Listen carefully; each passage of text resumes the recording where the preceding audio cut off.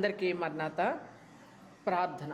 మహాపరిశుద్ధుడు గడువైన దేవ, యొక్క సమయమందు వాక్యమును తలపోసుకొని చుండగా నాయన తండ్రి, నేటి దిన వర్తమానమును మాకు సహాయం చేయండి.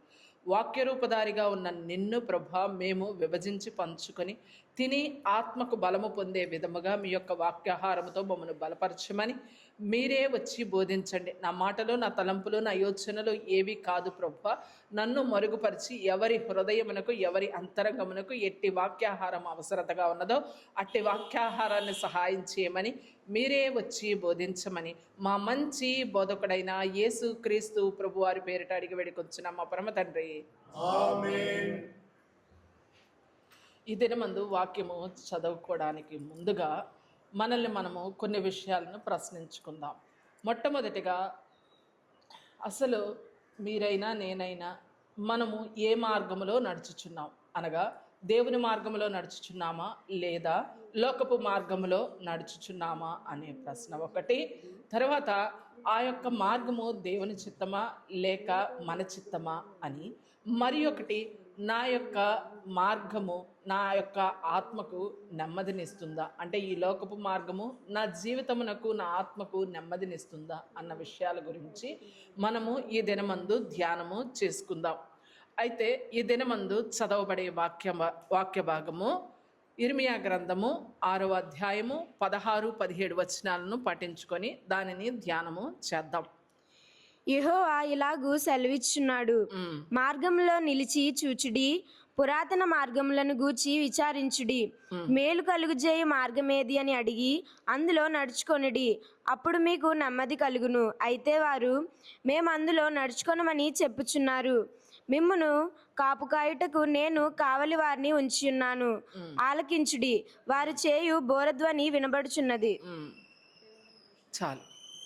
ఇప్పుడు చదవబడిన ఇర్మియా గ్రంథము 6వ అధ్యాయము 16-17 వచనముల్లో 7 భాగములు యెహోవా ఎలాగు సెలవిచ్చుచున్నాడు అని అంటే, మనకి, నాకు, మీకు, మనందరికీ చెప్పుతున్న మాట, సమాధానం, దేవుడు అడుగుతున్న ప్రశ్న ఏమని? మొట్టమొదటిది, మార్గములలో నిలిచి చూడుడి.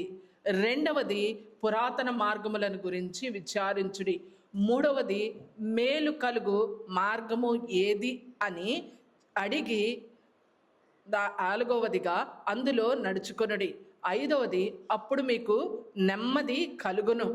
అయితే ఆరవదిగా, అయితే అందులో నడుచుకొనమని చెప్పుచూ ఉన్నారు. ఏడవదిగా, బోరధ్వని, కావలి వారి యొక్క బోరధ్వనిని ఆలకించుడి అని చెప్పుచూ ఉన్నారు. ఈ 2 వచనముల్లో యెహోవా మనతో చెప్పుచున్న మాట, అనగా సర్వాధికారి, సర్వశక్తిమంతుడు, నిత్యుడగు దేవుడైన యెహోవా, మనందరికీ తండ్రి అయిన దేవుడు సెలవిచ్చుచున్న మాట. ఇది మనకి మనముగా అందరము ప్రశ్నించుకోవలసిన మాట. ఈ యొక్క మాటని మనము ధ్యానము చేద్దాం. దీనిలో ఉన్న 7 భాగములను మనము తలపోసుకుందాం. మొట్టమొదటిగా, మార్గములలో నిలిచి చూడుడి. మార్గము, ఈ లోక మార్గము ఒకటి, దేవుని మార్గము ఒకటి. దేవుని మార్గము ఇరుకైనది, అది ఇరుకైనది, కానీ లోకపు మార్గము విశాలమైనది. ఇది ప్రభువారే చెప్పి ఉన్నారు. అయితే ఆ మార్గములలో నిలిచి చూడండి. నిలచి అనగా నిలబడడం, ఆగడం. మనము ఈ లోకములో ప్రతి క్షణము పరుగెడుతూనే ఉంటాం. ఎప్పుడూ కూడా ఈ లోకమనే పందెపు రంగంలో ఎక్కడ ఆగం. కానీ ఆగకుండా ఏం చేస్తున్నాం? పరిగెడుతూనే ఉన్నాం. కానీ ఇక్కడ దేవుడు ఒక్క పర్యాయము నిలిచి చూసుకోమని చెప్తున్నారు. నిలబడి అనగా కొంతసేపు ఆగి పరిశీలించుకొనండి, నీ యొక్క ఆత్మను పరిశీలించుకొనమని చెప్తున్నారు. నీ ఆధ్యాత్మిక జీవితములో నీ యొక్క ఆత్మ ఏ స్థితిలో ఉన్నది అన్న పరిశీలన చేసుకోమని ఉంటుంది. దాంట్లో మనం ఏమని ఆత్మ పరిశీలన చేసుకుంటాం? మన తండ్రి అయిన దేవదాసయ్య గారు మనకు దైవ లక్షణాల స్థుతులు అనే పుస్తకంలో రాశారు. నువ్వు దేవునితో నడుచుచున్నావా, నువ్వు వాక్యాన్ని చదువుచున్నావా, ప్రార్థన చేసుకుంటూ ఉన్నావా అని 7 ప్రశ్నలను వేసి ఉన్నారు. అయితే మొట్టమొదటిగా, నేను దేవునితో సరిగా ఉన్నానా లేదా? దేవునితో సరిగా ఉండడం ఏంటండి అని అంటారేమో. ఒక కుటుంబంలో బిడ్డ అయినా, భార్య అయినా, భర్త అయినా సరిగా నిలకడగా లేనప్పుడు ఆ యొక్క కుటుంబము ఏమైపోతుంది? చెల్లా చెదరైపోతుంది. అలాగే నీ యొక్క ఆత్మీయ జీవితంలో నీవు దేవునితో సరిగా ఉన్నావా లేదా అని ప్రశ్న నీకు నువ్వుగానే వేసుకోవాలి. దీనికి ఎవ్వరు సాక్షులు కాదు, ఎవరు ఇంకొకళ్ళు చెబుతారు అన్న ఆలోచన కూడా ఉండదు. ఎందుకంటే ఈ పరిశీలన నాకు నేనే సాక్షిని, నాకు నేనే ఈ యొక్క ఈ ప్రశ్నకు సమాధానము చెప్పాలి అని అడగవలసిన ప్రశ్న. రెండవది, నా ప్రార్థనా జీవితం ఎలా ఉంది? అసలు నేను ప్రార్థన ఏమని చేస్తున్నాను? నేను ఈ లోకపు అవసరాల కొరకు చేస్తున్నానా, లేకపోతే నా యొక్క స్థితిని మార్చుకునే విధముగా, అనగా ప్రార్థన దేవునికి వినబడేలాగా దేవునికి ఇష్టమైన ప్రార్థన చేస్తున్నానా అన్న విషయాన్ని మనము ప్రశ్నించుకోగలగాలి. ఇవన్నీ మనం ఆగి చూసుకోవలసిన విషయాలు. మూడవదిగా, నేను వాక్యాన్ని పాటిస్తున్నానా? నేను వాక్యాన్ని పాటిస్తున్నానా, లేకపోతే విని వదిలేసేవాడగా, లేకపోతే విని వదిలేసేదానిగా ఉంటున్నానా అన్న విషయాన్ని మనము ప్రశ్నించుకోవాలి. వాక్యాన్ని పాటించడానికి మనకేం కావాలి? వాక్యము అంటే రెండంచులు కలిగిన వాడి అయిన ఖడ్గం. ఆ వాక్యాన్ని, ఆ పదునైన ఖడ్గమును మన వరలో పెట్టుకున్నప్పుడు మనకు ఎలా ఉంటుంది? ఒక్కోసారి ఎదుటివారిని ఖండించేటప్పుడు కూడా మనకేమవుతుంది? అనేక రకాల గాయములు కూడా అవుతూ ఉంటాయి, అవునా? అలాంటి వాక్యాన్ని మనము పాటిస్తున్నామా లేదా అన్న విషయాన్ని కూడా ఏం చేయాలంట? ప్రశ్న అడిగి నిలబడి నీలోనే నువ్వు చూసుకోవలసి ఉంటుంది. తరువాత, నా మాటలు, నా ఆలోచనలు, నా క్రియలు దేవునికి ఇష్టమా? అసలు మనం ఎప్పుడు తరచి చూసుకొని యొక్క మాట ఇదే. మన యొక్క ఆలోచనలు ఎలా ఉన్నాయి, మన యొక్క తలంపులు ఎలా ఉన్నాయి అని ఒక్కసారన్నా మనం ఆగి చూసుకుంటామా? అసలు దేవుడికి ఇది ఇష్టమా కాదా అని ఒక్కసారి నిలిచి చూడగలమా? ఒక్కసారి ప్రశ్నించుకోగలమా? అలా ప్రశ్నించుకుంటే నీ యొక్క అంతరంగమే నీకు సమాధానము చెబుతుంది. కానీ ఇంకొకటి, లోకపు మార్గాన్ని అనుసరిస్తున్నానా, లేకపోతే దేవుని యొక్క మార్గాన్ని అవలంబిస్తున్నానా, లేదా దేవుని యొక్క మార్గములో నేను నడుచుచున్నానా అని మనము ఈ యొక్క 5 ప్రశ్నలను నిలచి మన యొక్క ఆత్మ పరిశీలన చేసుకునే విధముగా నిలచి చూచుకోవాలి. ఎందుకంటే దీన్ని ఎవ్వరూ చూడరమ్మా. ఇందాక చెప్పినట్లుగా దీన్ని ఎవరు చూడరు, మనకు మనమే పరీక్షించుకోవాలి. దేనిలో? బైబిలు అనే అద్దంలో మనల్ని మనమే ఏం చేయాలంట? పరీక్షించుకోవాలంట. పరీక్షించుకున్నప్పుడు మన యొక్క వ్యక్తిగతం, అవునా? పరీక్ష అనేది మన వ్యక్తిగతం. అటువంటి వ్యక్తిగతమైన దానిని ఆత్మ పరిశీలన చేసుకోగలగాలి. విలాప వాక్యంలో 3వ అధ్యాయం 40వ వచనంలో ఒక మాట రాయబడి ఉంటుంది.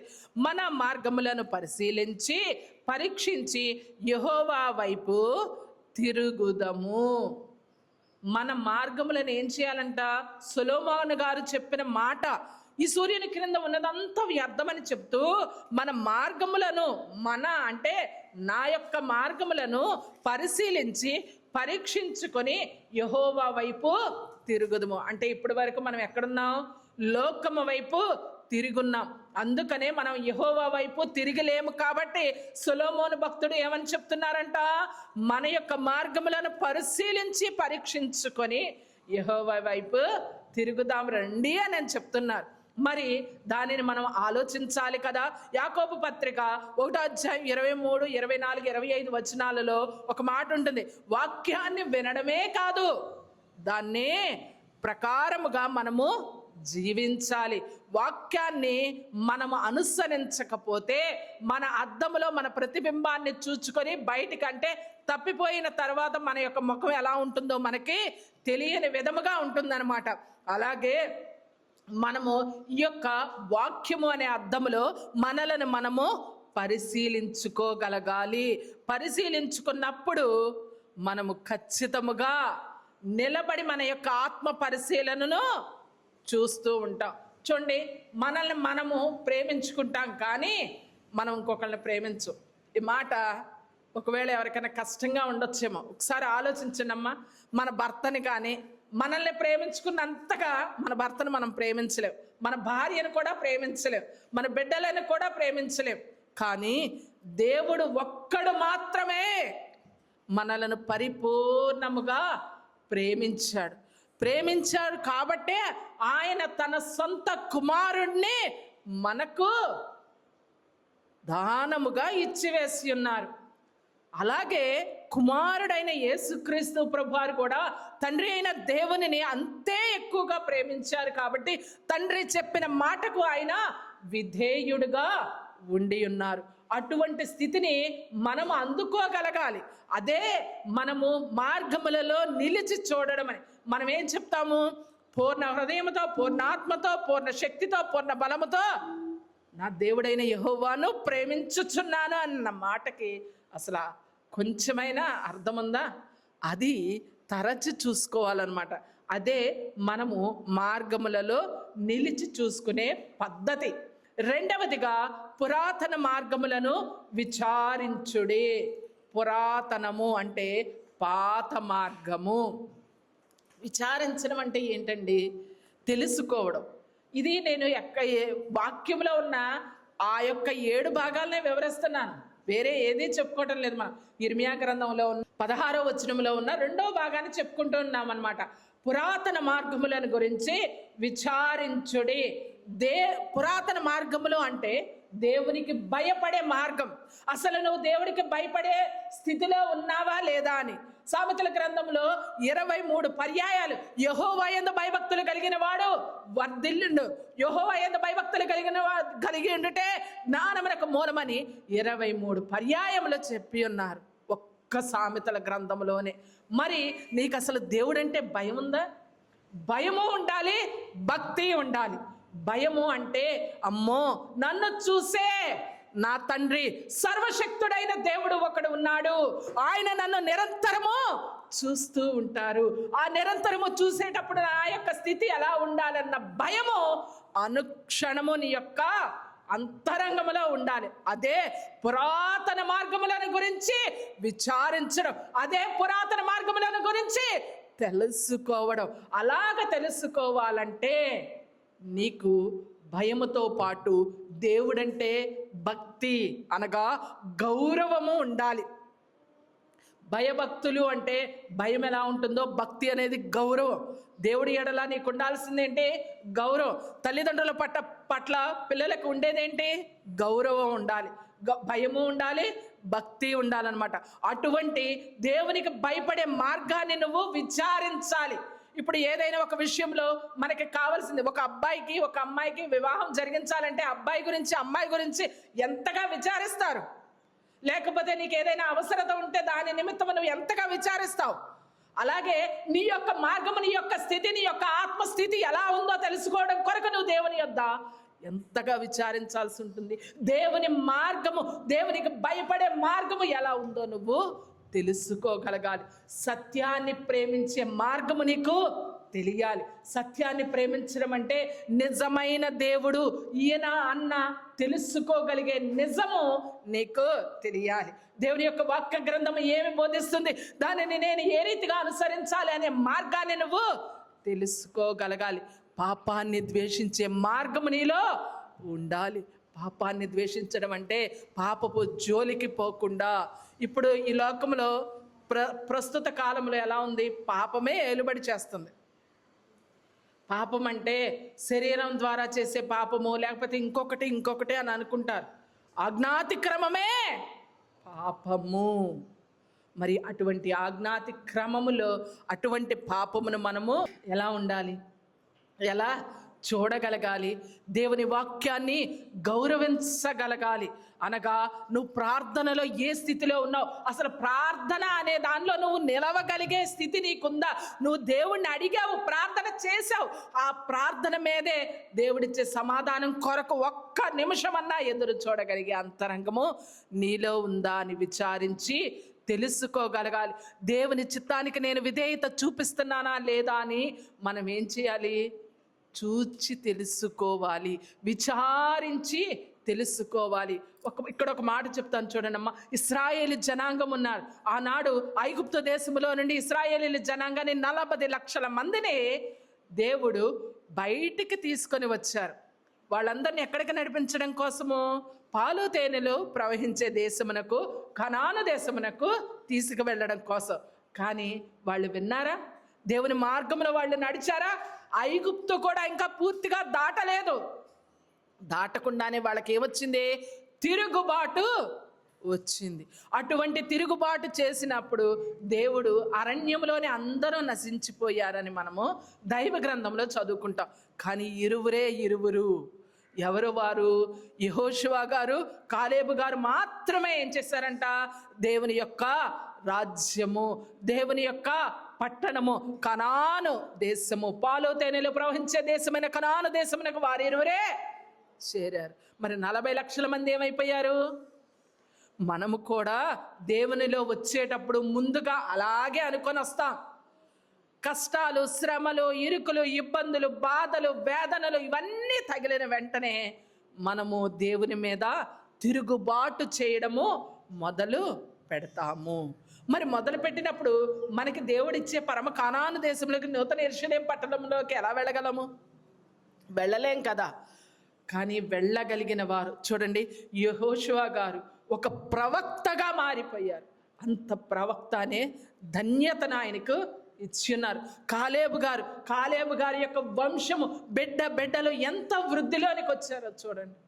అక్సా గారు అడిగే ప్రార్థన, దీవెన, లేకపోతే ఆయన యొక్క అల్లుళ్ళు, వీళ్ళందరూ కూడా ఎంత శ్రేష్టమైన స్థితిలో ఉన్నారు. ఎందుకు? దేవుని యొక్క మార్గాన్ని విచారించి తెలుసుకొని విధేయత చూపించినందుకు. మనము దేవుని మార్గములో నిలిచి చూసి నేర్చుకోవలసింది విధేయత. మూడవదిగా మేలు కలుగు మార్గము ఏది అని అడుగుడి. ఇక్కడ దేవుడు చెబుతున్నారు, మీరు నన్ను ప్రశ్నించండి అని. ఏమని చెప్తున్నారమ్మా? ప్రశ్న. మనం ప్రార్థన చేస్తాం.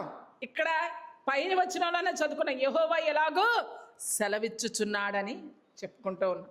ఇక్కడ ఏం చెప్తున్నారు?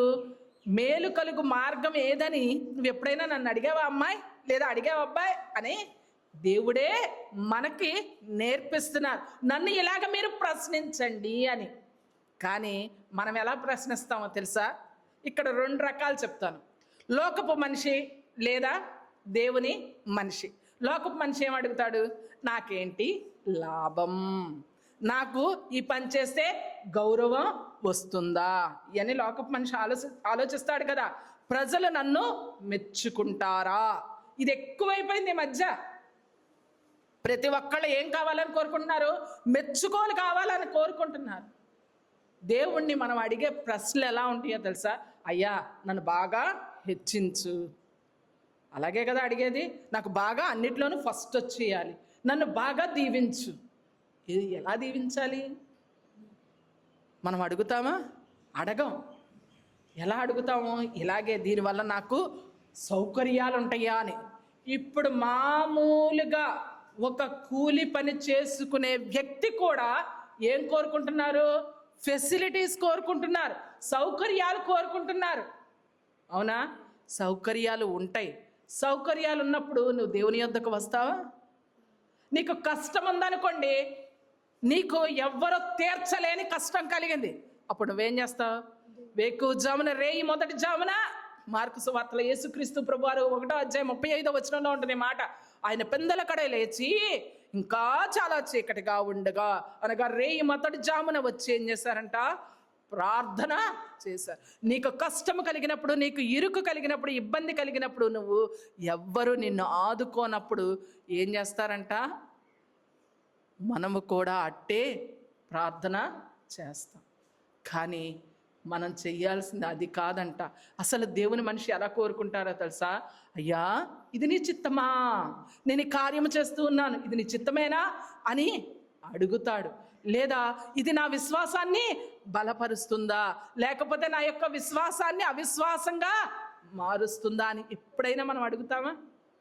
లేదా ఇది నా కుటుంబానికి మేలు చేస్తుందా? అమ్మ నేను అందరికీ చెప్తాను, యజమానుడు లోకములో అనేక వ్యయ ప్రయాసలు పడుతూ ఉంటారు. యజమానుడు తన బిడ్డల కొరకు, తన భార్య కొరకు, వీళ్ళందరి కొరకు ప్రార్థన చెయ్యాలి. కానీ జ్ఞానము కల్ల ఇల్లాలు ఏం చేస్తుందంట? తన ఇంటిని కట్టుకొనును అని, గవునుల మీద తన యొక్క భర్తను నిలువబెడుతుందని మనం సామెతల గ్రంథంలో చదువుకుంటాం. బిడ్డల కొరకు, భర్త కొరకు, బయటికి వెళ్ళే ప్రతి వారి కొరకు వేకువ జామున, రేయి మొదటి జామున లేచి ఏం చేయాలంట? ప్రార్థన చెయ్యాలి. అసలు ఈ మాట అడగగలమా మనం? అసలు నా కుటుంబానికి మేలు జరిగిద్దా అన్న విషయాన్ని మనము తలపోసి దేవుణ్ణి అడగగలిగే స్థితి కూడా మనకి ఉండదు. ఇప్పుడు ఒకవేళ నేను ఈ ప్రార్థన చేస్తున్నాను, ఇది నాకేనా, ఇతరులకు కూడా ఆశీర్వాదం ఉంటుందని ఎప్పుడన్నా అడిగామమ్మా? ఇప్పుడు నీకు ఆశీర్వాదం కలిగింది, అది ఇంకొకరికి కీడు కలిగించవచ్చు కదా, అవునా? మరి అలాగ ఆశీర్వాదం తెస్తదా అని నువ్వు ఎప్పుడైనా దేవుణ్ణి ప్రశ్న వేశావా? అలాంటి ప్రశ్నలు అడగాలి దేవుణ్ణి. తర్వాత ఒక నిర్ణయం తీసేసుకుంటాం. కొన్ని సందర్భాల్లో మనకు నచ్చిన నిర్ణయం మనం తీసుకుంటాం. ఆ నిర్ణయం తీసుకున్న ఆ నిర్ణయము అసలు పరిశుద్ధంగా ఉందా, దేవునికి ఇష్టముగా ఉందా అన్న స్థితిని ఎప్పుడైనా ఆలోచించారా? అస్సలు అడగం మనం. మన యొక్క గత వారం చెప్పుకున్నాం దొరద చెవుల గురించి. మన కోసం, మనకు చెప్పే వాళ్ళ కోసం ఒకరిని ఏర్పరచుకొని మనం తీసుకున్న నిర్ణయాల్ని మనమే హెచ్చించుకుంటూ ఉంటాం అన్నమాట. ఇంకొకటి చివరిగా, మనకి అసలు ఈ మార్గంలో దేవుడు తోడుగా ఉన్నారా లేదా? ఇశ్రాయేలీయుల జనాంగం ఉన్నారమ్మా, వాళ్ళకి దేవుడు పగలు మేఘస్తంభంగా, రాత్రి అగ్నిస్తంభంగా తోడుగానే ఉన్నారా లేదా? అక్కడ ఒక దూతను పంపిస్తున్నారని యేసుక్రీస్తు ప్రభువానే తోడుగా పెట్టి పంపించారు కదా. మరి ఇప్పుడు నాతో దేవుడు ఉన్నాడా అని ఎప్పుడైనా దేవుణ్ణి ప్రశ్న వేశారా?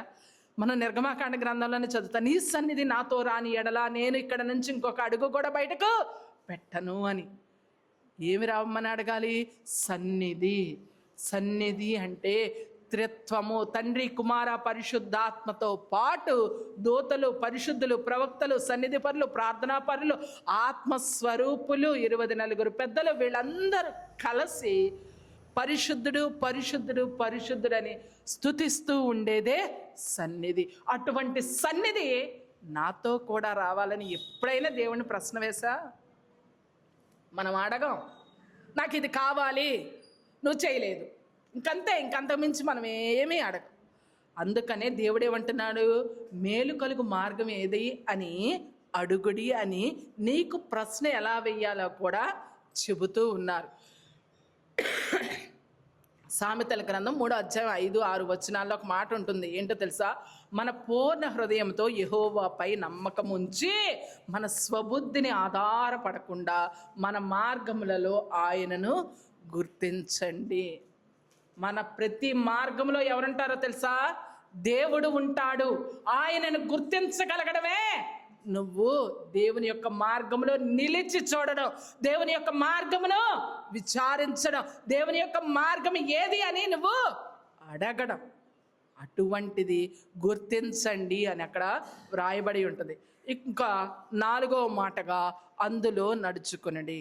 ఇర్మియా గ్రంథం 6వ అధ్యాయం 16వ వచనంలో చెప్పబడిన 4వ మాట, అందులో నడుచుకొనండి. దేనిలో నడుచుకోవాలి? దేవుని మార్గములో, పురాతనమైన మార్గములను గురించి విచారించి మేలు కలుగు మార్గం ఏది అని తెలుసుకొని గుర్తించి దానిలో ఏం చేయాలంట? నడుచుకోవాలి. యాకోబు పత్రిక 2వ అధ్యాయం 17వ వచనంలో ఒక మాట ఉంటుందమ్మా, క్రియలు లేని విశ్వాసము మృతమైనదే.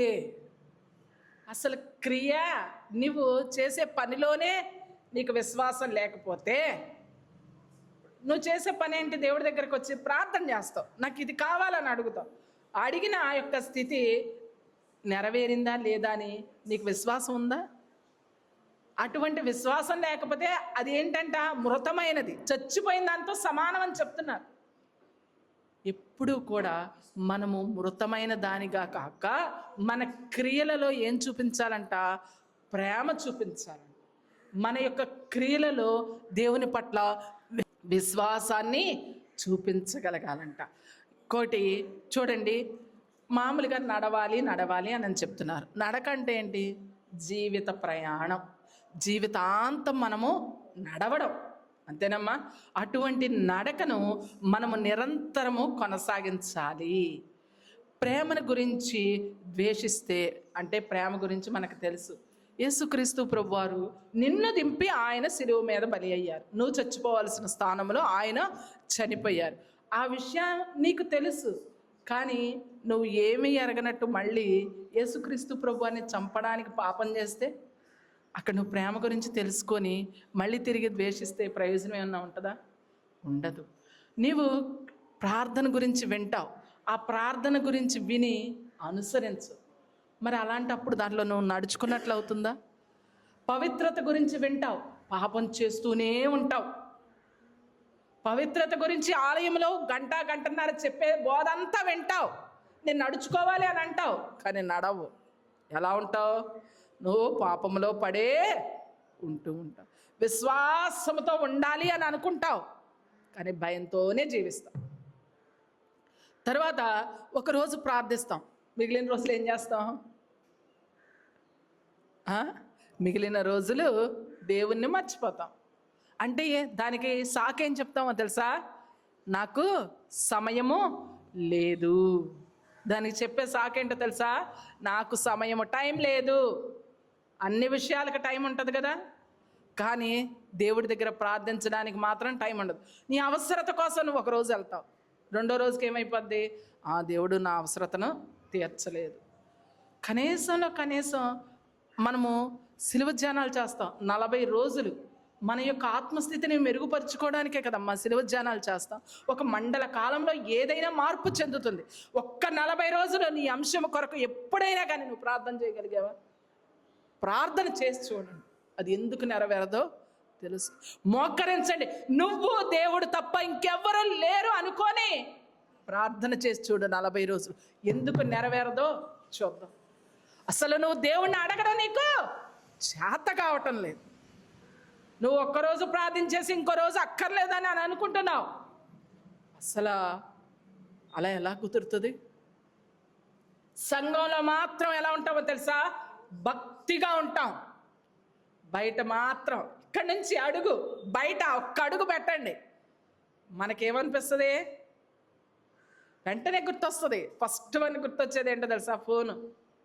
ఫోన్లో దేవుని వాక్యం చూస్తున్నామని అనుకుంటాం. దేవుని వాక్యం 1 నిమిషం చూస్తాం, 10 నిమిషాలు లోకమే చూస్తాం. అవునండి? ఇంకా చాలా విషయాలు. నేను ఒక్క విషయమే చెప్పాను. మనం సంఘంలో భక్తిగా ఉంటాం, అడుగు బయట పెట్టేసరికి మన యొక్క స్థితి మారిపోతుందన్నమాట. మరి నువ్వు దేవుని మార్గంలో నడుచుకున్నదేంటమ్మా? ఈ మాట యెహోవానే సెలవించుచున్నాడు, నీకు చెప్తున్న మాటేనే కదా మనం అనుకుంటున్నాం. మరి అలాంటప్పుడు నువ్వు దేవుని మార్గంలో నడుస్తున్నట్ట నడవనట్ట? మనం క్లియర్గా చెప్తాం. ఏంటో తెలుసా? నేను నడుస్తున్నానయ్యా అనే చెప్తాం. అది అబద్ధమా కాదా? ప్రార్థన చేస్తున్నామని అంటాం, ఇంకో రోజు ప్రార్థన చేయలేదేందమ్మా అని దేవుడు అడిగితే ఏం చెప్తారు? నాకు ఈరోజు అర్జెంటుగా పని ఉంది, ఈరోజు నాకు షిఫ్ట్ ఉంది, లేకపోతే ఈరోజు నాకు ఒకరి ఇంటికి వెళ్ళాల్సిన పని ఉంది, లేకపోతే ఈరోజు నాకు ఆరోగ్యము బాగోలేదు. నీకు ఇవన్నీ ఉన్నాయని దేవుడికి తెలియదా? అన్నీ దేవుడికి తెలుసు.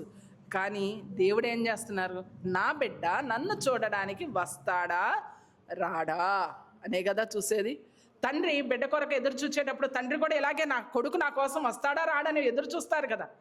అలాగా మనము దేవుని యొక్క మార్గాన్ని చూసి నేర్చుకొని దాంట్లో విచారించి తెలుసుకొని నడిస్తే ఆ మార్గంలో మనకేం కలుగుతుందంట? నెమ్మది కలుగుతుందంట. ఎప్పుడో తెలుసా? నెమ్మది అంటే ఏంటి? హడావుడిగా పరిగెట్టే జీవితంలో ప్రశాంతత. అదేనమ్మా మనం కోరుకునేది.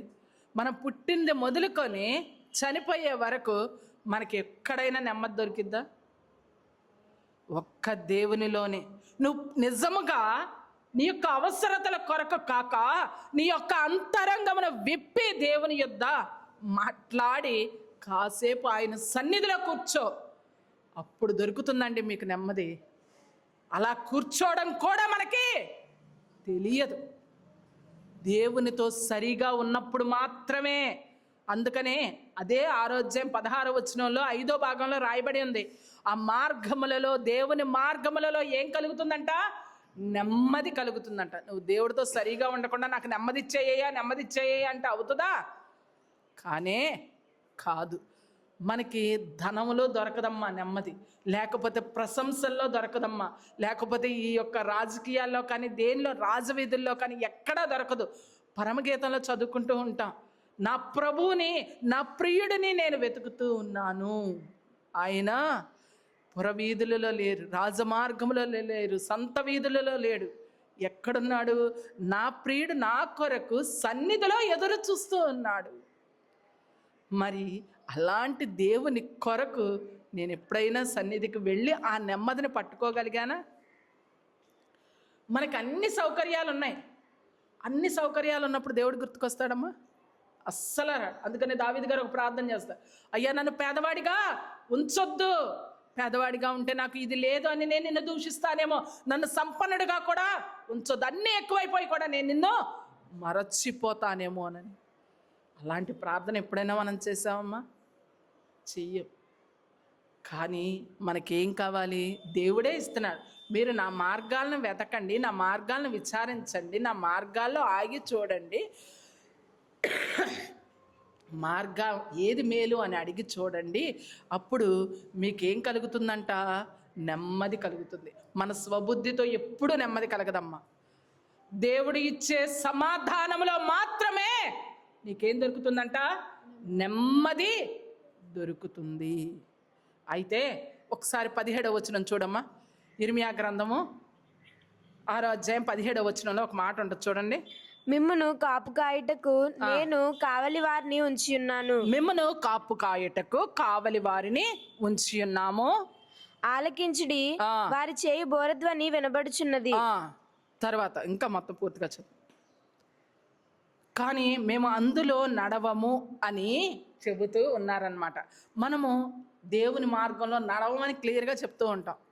ఆ యొక్క 16-17 వచనాల్లో వ్రాయబడి ఉంటుంది. ఏమనంటే, దేవుని మార్గంలో నడవకపోవడం అంటే ఏంటో తెలుసా? పాపపు అలవాట్లు ఉంటాయి. డ్రింక్ చేయడము, స్మోక్ చేయడము, లేకపోతే అమ్మాయిలు వెనక పడడము, లేకపోతే స్త్రీలైన వారు పురుషుల వెనక అంటే వేరే వేరే సంబంధాలు పెట్టుకోవడం. ఇలాంటి అలవాట్లన్నీ విడిచిపెట్టమంటే ఏమనిపిస్తుంది? కష్టంగా ఉంటుంది. పాపపు అలవాట్లను విడిచిపెట్టకపోవడం కూడా మేము చెయ్యము, మేము అందులో నడుచుకోమనే కదమ్మా చెప్పడం. తరువాత లోకపు సౌకర్యాలు కోరే స్థితిని మాత్రం మనం ఊరుకో. ఇల్లు ఉందనుకోండి, ఇంట్లో ఏం కావాలని కోరుకుంటాం? ఫెసిలిటీస్ కావాలని కోరుకుంటాం. ఫెసిలిటీస్ వచ్చిన తర్వాత ఏమనిపిస్తుంది? కాసేపు కునుకుదాం అనిపిస్తుంది. దేవుడు గుర్తుకు రాడు. మనకు ఒకటి ఉంటే దాని పైదే అడగాలనిపిస్తుందే తప్ప దాని కిందకి ఏమన్నా ఎప్పుడైనా దిగాలని అనిపిస్తుందా? అనిపించదు. ఇతరులు చేసే ఒత్తిడికి కూడా మనం ఏం చేస్తామంటే లోబడిపోయి మనము అందులో దేవుని మార్గంలో నడవము అని చెప్తాం. మా అమ్మ ఇలా చెప్పింది, మా నాన్న ఇలా చెప్తున్నాడు, మా అక్క ఇలా చెప్తుంది, నా యొక్క పిన్ని ఇలా చెప్తుంది, నా బంధువులు ఇలా చెప్తున్నారని కోరుకుంటాం. అంతేకాని దేవుడు ఇలా చెప్పాడని ఎప్పుడన్నా అడిగావమ్మా? నువ్వు దేవుడు ఇలా చెప్తున్నాడని ఎప్పుడైనా అడిగావా? దేవుడు చెప్పే మాట వినం, కానీ వాళ్ళు ఒత్తిడి చేస్తున్నారని మాత్రం మేము వినేస్తాం. మరి అప్పుడు నువ్వేమని చెప్తున్నట్టు? నేను దేవుడి మాట వినను అని క్లియర్గా చెబుతున్నట్టే.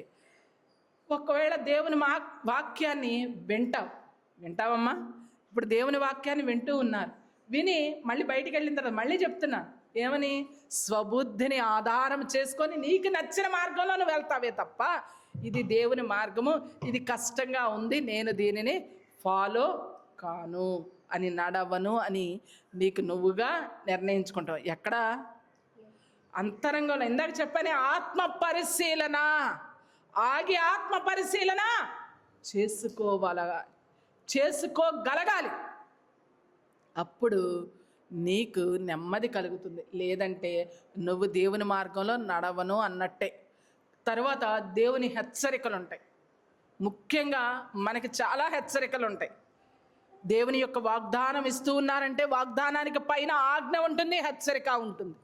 ఆ యొక్క హెచ్చరికను మనం ఎలా తీసుకుంటామో తెలుసా? చాలా తేలిగ్గా తీసుకుంటాం.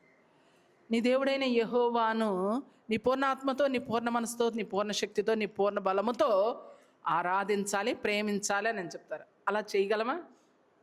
అది దేవుడి హెచ్చరికే కదా. వింటావా? అమ్మ దేవుని ఆజ్ఞలను పాటించండి, అది లేకపోతే పాపము అని దేవుడు హెచ్చరిస్తూ ఉంటాడు. వింటావా? ఈ మార్గంలో వెళ్ళొద్దమ్మా అని హెచ్చరిస్తూ ఉంటారు. ఇది నీకు, నీ బిడ్డలకు, నీ యొక్క కుటుంబములకు శ్రమ అని హెచ్చరిస్తారు. వింటావా? వినం. దానికి మనం చెప్పే రీజన్ ఏంటి? నాకు ఇక్కడ కుదరడం లేదు కాబట్టి నేను నా మార్గాన్ని ఎంచుకున్నాను. మరి నా మార్గాన్ని ఎంచుకున్నాను అని అన్నప్పుడు దేవుడి దగ్గరికి వచ్చి, దేవా నాకు ఇది చేసేయి అని అంటే అవుతుందా? కాదు. మనం క్లియర్గా దేవుడికి చెప్పేస్తాను, నేను నడవను కానీ నువ్వు మాత్రం నాకు తోడుగా ఉండాలి. ఇది ఎంత అన్యాయం అమ్మ, అవునా? తర్వాత తప్పుడు ప్రవక్తలు లేదా తప్పుడు వ్యక్తుల మాటను విని మన యొక్క స్థితిని మనము దూరం చేసుకుంటాం. ఇక్కడ నోవాహు గారు ఉంటారు. నోవాహు గారు తన ఓడను కట్టడానికి ఎన్ని సంవత్సరాలు కష్టపడ్డారు? 120 సంవత్సరాల దగ్గర, సుమారుగా 120 సంవత్సరాలు కష్టపడ్డారు. 120 సంవత్సరాలు కష్టపడుతున్నప్పుడు ఊళ్ళో వాళ్ళంతా ఏమన్నారు? నీకెందుకయ్యా ఈ పని అని అన్నారు. అప్పుడు నోవాహు గారు చెప్తారు కదా, దేవుని యొక్క జలప్రళయం ఒకటి వస్తుంది, అందరూ సిద్ధపడండి సిద్ధపడండి సిద్ధపడండి అని అన్నారు. నీతిమంతుడైన నోవాహు గారినే దేవుడు ఎంచుకున్నారు. ఆ యొక్క అనగా భూమి మీద ఉన్న జనాంగం అంతటినీ కూడా ఏం చేశారంట? తుడిచిపెట్టి వేశారంట. మరి దేవుని మాట వినకపోతే కూడా అలాగే జరుగుతుంది. సొదొమ గొమొర్రా పట్టణాలు ఉన్నాయి. సొదొమ గొమొర్రా పట్టణాల కొరకు అబ్రహాం గారు ఎంత ప్రార్థన చేశారు. త్రిత్వము దిగి వచ్చారు. మమ్రే వనంలో కూర్చున్నప్పుడు నీతిమంతులు 50 దగ్గర నుండి మొదలెట్టి 5 ఉంటే 5 కూడా కనపడలేదయ్యా అని దేవుడు అబ్రహాం గారితో చెప్పారు. మరి దేవుడికి కనపడాలి కదా. నువ్వు తప్పుడు నిర్ణయాలు తీసేసుకొని నాకు ఇది కాలేదు, దేవుడు చేయలేదు, నేను దేవుడిని ఎరిగి ఉన్నాను, నేను దేవుడిని నమ్ముకొని ఉన్నాను, కానీ నేను ఈ స్థితిలో ఉన్నానని నువ్వు ఎలా దేవుడిని ప్రశ్నించగలవు?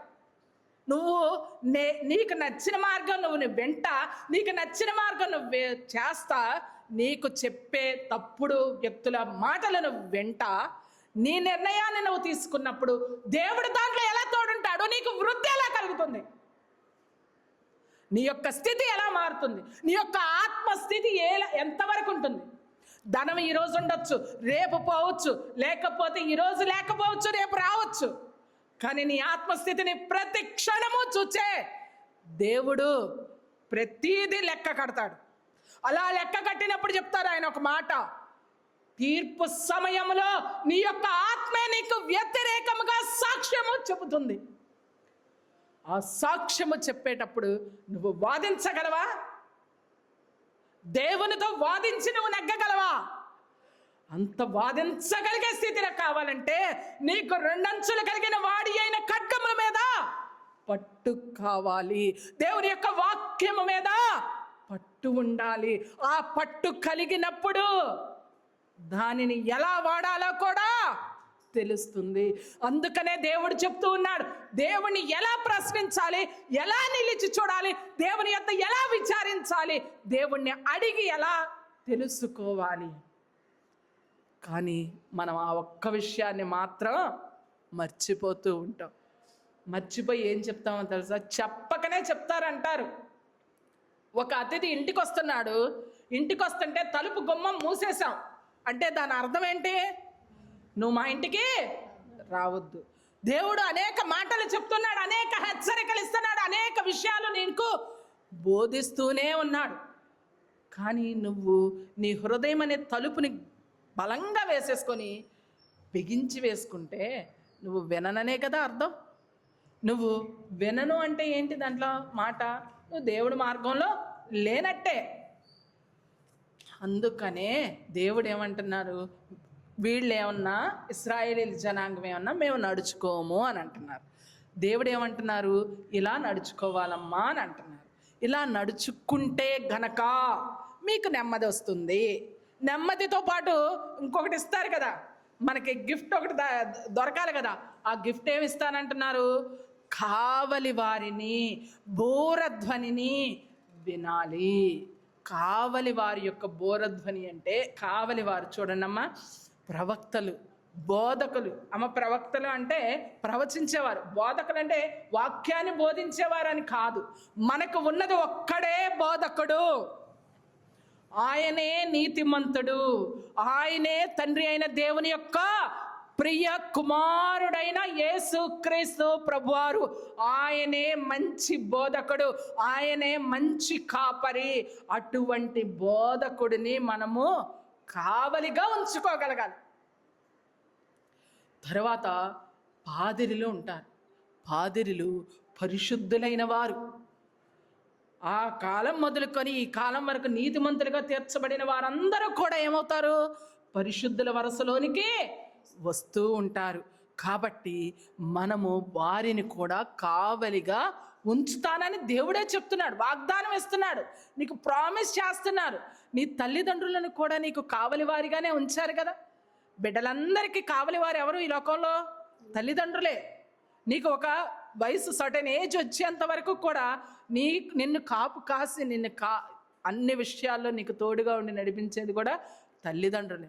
అందుకనే తల్లిదండ్రులు ఏం చేస్తారు? బాలుడు నడవవలసిన త్రోవ వానికి నేర్పుము, రేపు నువ్వు లేనప్పుడు వాడు పెద్దవాడైన తర్వాత ఆ త్రోవ నుండి ఏం చేస్తాడంట? తొలగి పోడు. అందుకనే తల్లిదండ్రులకి ఏం తెలియాలి? నీకు కావలిగా ఉంచుతున్న తల్లిదండ్రులకి కూడా దేవుడి గురించి తెలియాలి. నువ్వు కూడా ఏదో ఒక రోజుకు తల్లిదండ్రులు అవుతావు కదా. అవినప్పుడు నువ్వు కూడా నీ బిడ్డలకు తెలియచెప్పాల్సి వస్తుంది. అలా తెలియచెప్పడానికి వారిని మనకు కాపుదలగా ఉంచారు. ఆత్మీయ నాయకులు, మనం పత్రికల భాగంలో చదువుకుంటాం. మన పై నాయకులు, మనకి పైన ఒక నాయకులు ఉంటారు. ఆ నాయకులు అంటే మీరు లోకరీతిగా నాయకులు అనుకుంటారు, లేకపోతే ప్రసంగాలు చేసేవాళ్ళు నాయకులు అనుకుంటారు. కాదమ్మా, నాయకుడు ఎవరు? మోషే గారు. ఆయనే ఇశ్రాయేలు జనాంగమునకు నాయకుడు. తర్వాత నాయకుడు యేసుక్రీస్తు ప్రభువారు. తర్వాత మరలా ఆయన తిరిగి వెళ్ళిపోయిన తర్వాత మరలా వరుడుగా వచ్చే ఆ ప్రభువే, క్రీస్తేసు ప్రభువే నాయకుడు. అటువంటి నాయకులని మనం ఏం చేయాలంట? కావలిగా ఉంచుతానని దేవుడే చెప్తూ ఉన్నారు. అటువంటి కావలిగా ఉన్నప్పుడు తర్వాత చిట్ట చివరిగా ఇంకో కావలి ఏంటో తెలుసా? దేవుని యొక్క వాక్యమే మనకి కావలి. దేవుని యొక్క వాక్యమే మనకు కాపుదల. దేవుని యొక్క వాక్యములో అన్ని విషయములు ఇమిడి ఉంటాయి. ఈ యొక్క దైవ గ్రంథంలో మీకు ప్రతి విషయమునకు ఎన్నో పర్యాయాలు చెప్తాను మాట. దీనిలో సమాధానము దొరకకుండా ఎక్కడా ఉండదు. ఇదే నీకు కాపుదల. ఆ కాపుదల తన వాక్యము అనగా ఎవరు? యేసుక్రీస్తు ప్రభువారే. యోహాను సువార్త 1వ అధ్యాయంలో రాయబడి ఉంటుంది. వాక్య రూపధారిగా ఉన్న ప్రభువే మనకు కావలి. ఇక్కడ బోధకుడుగా ప్రభు ఉన్నారు, తల్లిదండ్రులుగా ప్రభు ఉన్నారు, పాస్టర్లుగా, పాదిరిలుగా ప్రభు ఉన్నారు, తర్వాత ఆత్మీయ నాయకులుగా ప్రభు ఉన్నారు, తర్వాత వాక్య రూపధారిగా కూడా ప్రభు ఉన్నారు, ప్రవక్తగా కూడా ప్రభు ఉన్నారు. అన్ని రూపాలలో దేవుడు తన సొంత కుమారుణ్ణి నీకు కావలిగా ఇచ్చేస్తానని అంటే అందుకోవడానికి మనకేంటమ్మా? మనం అస్సలు ఆ విషయం పట్ల ఆసక్తి పెడతామా? ఆలోచిస్తామా? ఆలోచించు. బోరధ్వని వినుడి అని. బోరధ్వని వినటం అంటే ఏంటి? దేవుని యొక్క రెండవ రాకడ సమీపించినప్పుడు ప్రధాన దూత ఆర్భాట శబ్దముతో ధ్వని కలుగుతుంది. ఎవరైతే దేవుని మార్గములో నిలిచి చూచుకుంటారో, దేవుని మార్గాలను విచారించి చూస్తారో, దేవుని మార్గం ఏంటి అని అడిగి తెలుసుకుంటారో, దేవుని మార్గములో నడుచుకుంటూ ఉంటారో, దేవుని మార్గములో నెమ్మది కలుగుతుందో, దేవుని యొక్క కావలి దూతలను మనకు కాపుగా ఉంచుకుంటారు, వాళ్ళు మాత్రమే దేవుని యొక్క బోరధ్వనిని వినగలుగుతారు. అలా వినగలిగే శక్తి వాళ్లకు వస్తుంది. అదే మన యొక్క ఆత్మస్థితిని నిలిచి చూచుకోవడం. ఆ స్థితి కోసం ప్రయాసపడండి. మీరు ఎంత ఈ లోకంలో ఎంత బ్రతికినా 60, 70, 80 సంవత్సరాలు అంతకుమించి బ్రతకడానికి అవ్విద్దా? పోనీ 100 ఏళ్ళు అనుకుందాం, అంతమించి బతకలేరు కదా. మరి అంత బ్రతుకులో నీవు తెలుసుకోవాల్సింది ఏంటో తెలుసా? నిలిచి చూడడం, నీ ఆత్మను పరిశీలించుకోవడం, నీ యొక్క స్థితిని దేవుని వైపు తిప్పడం, దేవుని మాట వినడం. మన చిత్తం కాదు, నేను దేవుని చిత్తానుసారముగా నడిచాను, దేవా నువ్వు నాకెందుకు చేయలేదని ప్రశ్నించగలిగే ధైర్యం ఉండాలంటే నువ్వు దేవుని మార్గం నువ్వు ఖచ్చితంగా అవలంబించాలి. దేవుని మార్గంలో నీ యొక్క ఆత్మ పరిశీలన చేసుకోగలగాలి. అలా ఏమీ చెయ్యకుండా నా మటుకు నేను నిర్ణయం తీసుకుంటే అది నా స్వబుద్ధి మీద ఆధారపడి తీసుకున్న నిర్ణయమే కదమ్మా. అట్టి నిర్ణయాన్ని దేవుడు ప్రేమించడు. కాబట్టి పురాతన మార్గములను తెలుసుకొనండి. దేవుడి మాటలు మన వెనుకడిలో దీవించును గాక. ఆమేన్. దేవా, వెత్తబడిన వాక్యాన్ని దుష్టుడు దొంగిలించుకున్న వాడిని దూరపరచని మాటలు మేము నెమరు వేసుకోగలిగే స్థితిని సహాయం చేసి దీవించమని, ప్రార్థన అంగీకరించమని ప్రభా. ప్రతి అంతరంగముల ఈ యొక్క విషయములను తలపోసుకొని ప్రభా, ఈ వాక్యము ఎవరి దగ్గరకైతే చేరుతూ ఉందో ఆ యొక్క వారిని కూడా ప్రభా తండ్రి ఇదిగో నాయన వీడియోల ద్వారా వింటున్న వారి యొక్క అంతరంగంలో కూడా ఈ యొక్క వాక్యము చొచ్చుకునే విధముగా తండ్రి ప్రాణాత్మలను విభజించి దూరం మట్టుకు వరకు ప్రభాని యొక్క వాక్య ఖడ్గమును దించమని తండ్రి, మీ ఒక్క వాక్యము ద్వారా ప్రభా మా అంతరంగములను బలపరచమని, ప్రార్థన అంగీకరించమని యేసుక్రీస్తు నామమున అడిగి వేడుకొంచున్నాము మా పరమ తండ్రి. ఆమేన్. ఆమేన్.